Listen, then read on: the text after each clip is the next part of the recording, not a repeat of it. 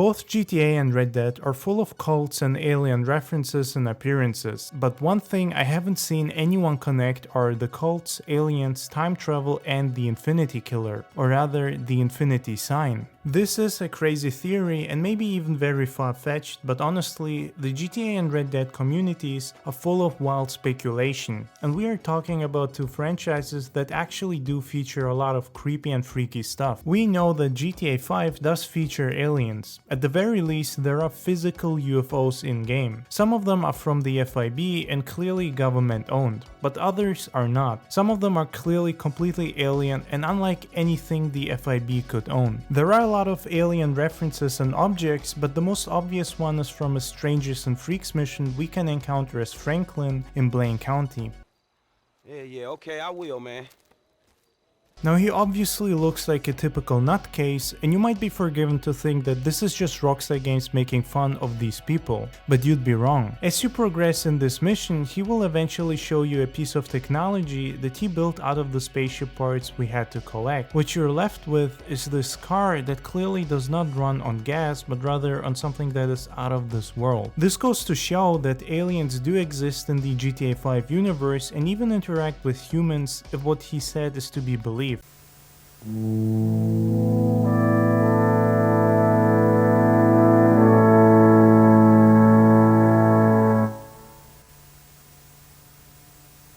Around the map there are various locations where we can find UFOs as well as references to extraterrestrial life forms. For example, the hippie camp in Blaine County. It is full of art and symbology depicting alien life. There are glyphs that look very similar to those on the Mount Chilliad Mural, but also like the paintings in the cannibal cult camp.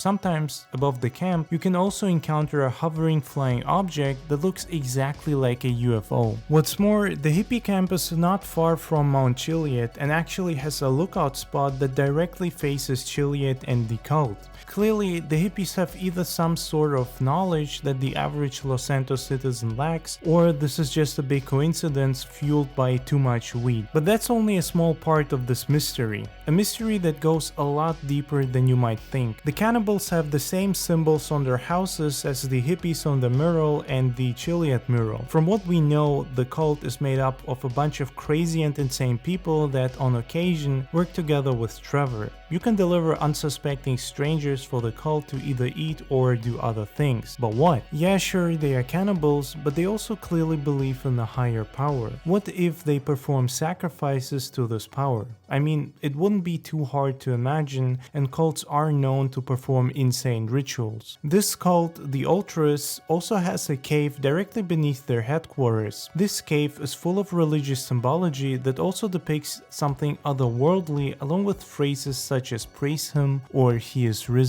The Ultras are most likely inspired or a reference to Heaven's Gate, a real-life cult that believed that followers could transform themselves into immortal extraterrestrial beings by rejecting their human nature, and they would ascend to heaven, referred to as the next level or the evolutionary level above human. The Ultras in GTA 5 are also located on the highest mountain in the game, which overlooks a large part of the map. This could also tie into them seeing each other as above everyone else and close to the heavens. Now here's where this gets even more interesting, complex, and deeper. In Red Dead Redemption 2, you can find a shack that is full of skeletons. These people were clearly religious as seen by the robes their leader was wearing. It is also obvious that they all committed mass deletion. In fact, this is a strong reference to the mass deletion of Heaven's Gate. If you stay in this shack till it's dark, you can see a creepy green light illuminated coming from a flying object above you. This object looks like a UFO. Whatever this cult was, they clearly believed and maybe even knew about the existence of aliens or higher powers. It is possible that they sacrificed themselves or were actually killed by something else, something otherworldly.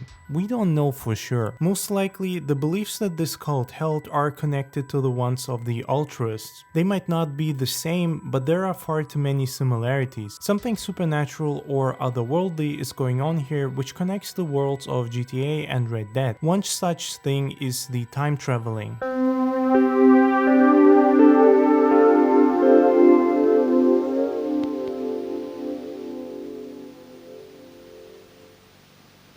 We know that time travel is a thing in Red Dead 2 and hinted at in GTA 5. In Red Dead Redemption 2, it is possible to meet a man called Francis Sinclair. He talks and is dressed like a man from the 1920s and makes you hunt for 10 rock carvings. Most of these carvings depict futuristic events that will happen long after the time Red Dead 2 takes place. One of them shows human DNA. Inside of the house where we meet Francis, we can also find another mural that shows how he's jumping through time and visiting different decades. Him being a time traveler is not a theory but a proven fact. The Epsilon program from GTA, as crazy as they sound, does seem to have a certain higher knowledge or power. Francis Sinclair is connected to this cult as he seems to somehow be connected to a deity the Epsilon program worships called Kraft. Maybe he is a reincarnation of that deity or possessed by it. We don't really know. Francis and the cult both seem to be fascinated by certain things for unknown reasons. Francis asks you to find 10 rock carvings, but he does not mention for what purpose. The Epsilon program sends you on various missions that seemingly lead to nothing. Whatever Francis and Epsilon are looking for might be the same as what the Ultras look for. It might be an important factor that connects back to the Chilliad Mural,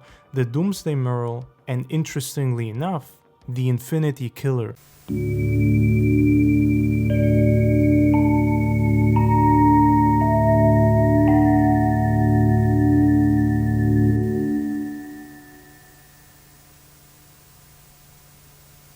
There are a lot of theories about the Infinity Killer and his true identity. A lot of people in the community believe that Merle Abrahams, the man convicted for these crimes, was actually either framed or an accomplice or involved in some other way. But who he really was doesn't really matter in relation to the bigger picture here. You see, the Infinity Killer killed 8 people because he was obsessed with the number 8. At least that's what we are told by the game. It is absolutely possible that he actually killed a lot more. In his house, you can find human or maybe even alien remains stuffed in jars. There are also bloody writings on the walls. One says, "There will be 8, another, 8 is just infinity, stood up." Not far from his house, you can also find a formation of rocks that has a nursery rhyme written on it, surrounded by 8s or the infinity symbol, most likely by the killer. 1 is done, 2 was fun, 3 tried to run, 4 called mom, 5's not alive, 6 is Nix, 7's in heaven, 8 won't wait. There is another message to be found in the prison where the supposed killer was held, saying, "Where water meets land and fire once spewed forth, there the infinite age shall stay until I return." We know where these bodies are located, at the very top of the map, not far from Mount Chilliad. Now, there's a few interesting things worth mentioning here. First of all, he said it himself. 8 is just infinity stood up. People assume that his obsession was with the number 8 rather than with infinity. It is possible that he actually was obsessed with infinity and therefore potentially immortality. Because if we assume that he wanted to be part of infinity, he'd be immortal. These killings that he performed might have been more ritualistic in nature. Rather than him just being a typical serial killer, he could have had a much bigger goal in mind. Maybe these killings had a certain effect or were used to fuel a higher power. They could have been necessary to enable time travel and therefore enable him to disappear and go to a different decade. This also would connect him even closer to Edmund Lowry Jr. I understand how insane all of this sounds, but